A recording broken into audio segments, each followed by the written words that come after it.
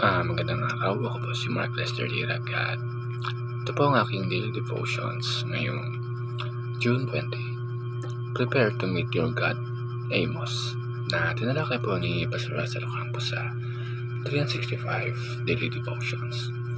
Ang Bible verse po yung araw ay galing sa Amos chapter 1 and 2. Ang sabi po ay, "The words of Amos, who was among the shepherds of Tekoa, which he saw concerning Israel, in the days of Uzziah, king of Judah, and in the days of Jeroboam, the son of Joash, king of Israel, 2 years before the earthquake, judgment on Israel's neighbors.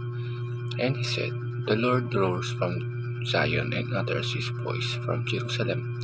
The pastures of the shepherds mourn, and the top of Carmel withers."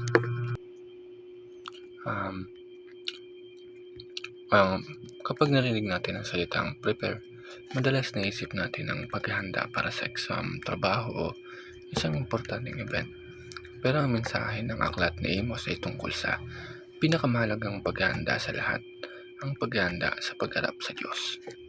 Si Amos ay isang simpleng pastol na tinawag ng Diyos upang ipahayag ang kanyang mensahe sa Israel.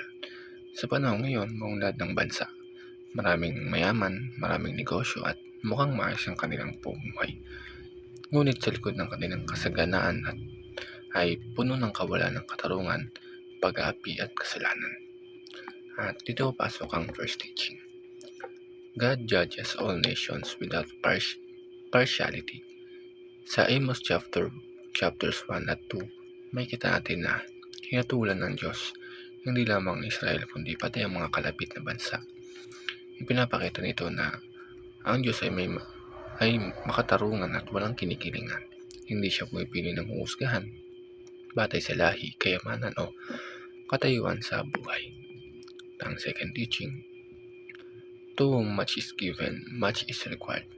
Mas bigat ang pananagutan ng Israel dahil sila ang bayan na nakatanggap ng kautusan, mga propeta, maraming Diyos, maraming pagpapala mula sa Diyos. Ngunit sa halip na mamuhay ng may katapatan, naging kampante sila at tinalikuran ang Panginoon. Ganito rin tayo ngayon. Marami sa atin ang may access sa Biblia, nakakarinig ng mga sermons, nakakapag-devotion at alam ang tama at mali. Dahil dito, mas malaki rin ang ating responsibilidad na isabuhay ang ating pananampalataya. At ang last teaching, everyone must face the judgment of Christ. Darating ang araw na haharap ang bawat isa sa Diyos. Walang makakaiwas at walang makakatago. Ngunit bilang mga mananampalataya, hindi tayo dapat mamuhay sa takot, kundi sa pananampalataya at paghahanda. Yun lamang po.